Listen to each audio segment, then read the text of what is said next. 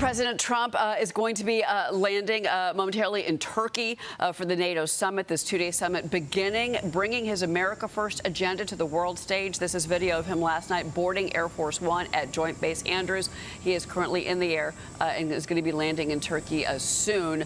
He is set to meet with Turkey's President Erdogan before attending a NATO leaders' dinner. That dinner is going to be tonight.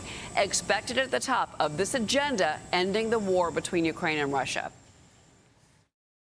I think we're getting much closer than people realize, and President Putin wants it to end. I will tell you that very strongly. A good call. And President Zelensky actually wants it to end now. And we're going to be going to NATO, and we're going to be talking about it. And I think we're going to get it. I think we're going to get it ended. It's been a terrible situation. NATO General Mark Rutte reportedly planning to unveil a multi-billion-dollar arms package after pressure from the commander-in-chief.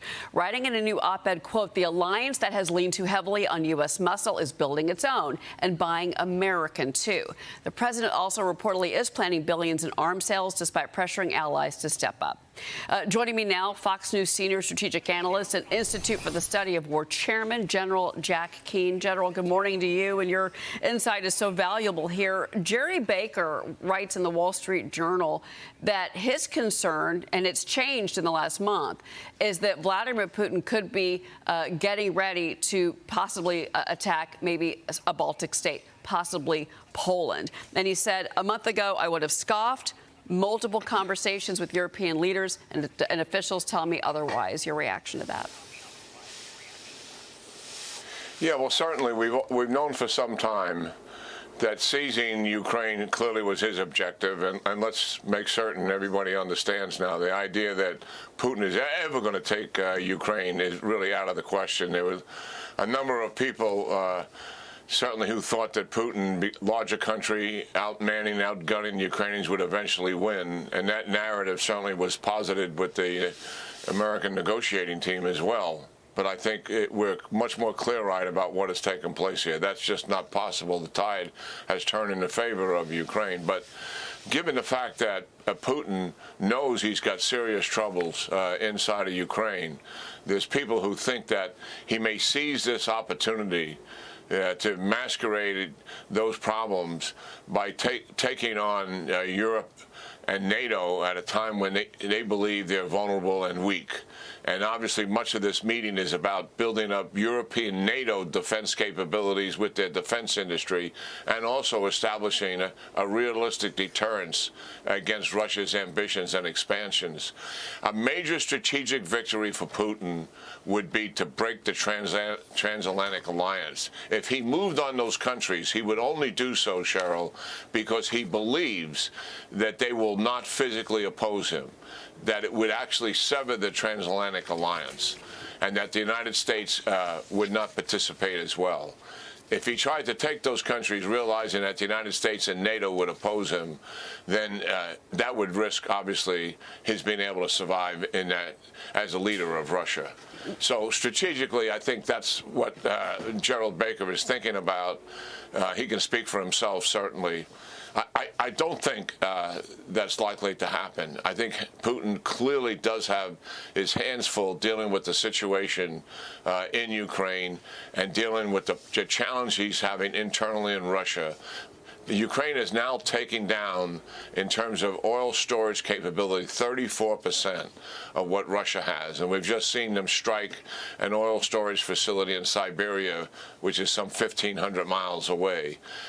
Quite dramatic what has taken place here. Gas shortages are prevalent in most of the major areas of Russia as a result of Ukraine's successful aggression here. And Russia, in desperation, is trying to kill as many Ukrainian citizens as they can. They're targeting non-combatants to put pressure on Zelensky and also to put pressure on the United States. But there's only been one person who hasn't been willing to go to a ceasefire here in the last 3 years, and that has been Putin. And I doubt seriously that he's willing to do it now either.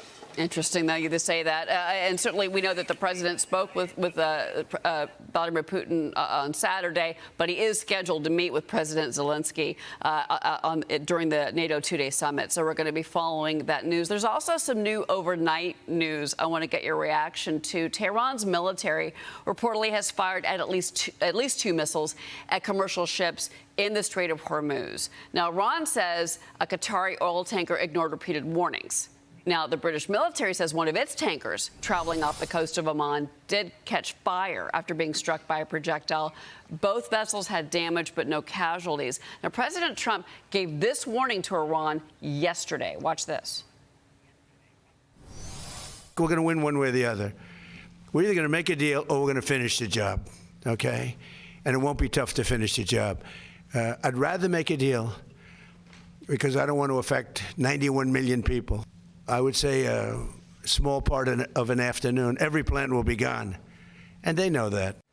Meanwhile, Israeli Prime Minister Benjamin Netanyahu reportedly did speak with President Trump on Friday, urging him to rein in Turkey's Erdogan over his anti-Israel rhetoric. Hold off on the planned $700 million jet engine deal. General Keane, I want to get your thoughts on all of this because, you know, the reporting is, and this is the expectation from officials at the White House, that there's going to be a major defense deal announced and that the president's going to once again allow Turkey to start buying F-35s.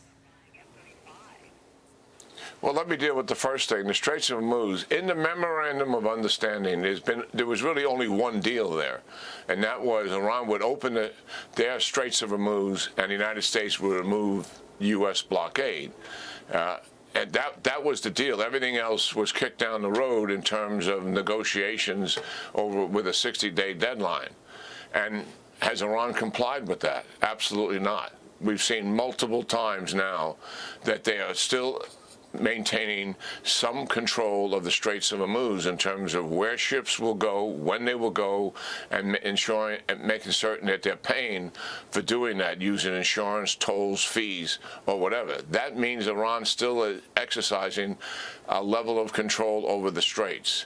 President Trump has already reacted to that once with military strikes. I suspect he's not going to permit this to happen.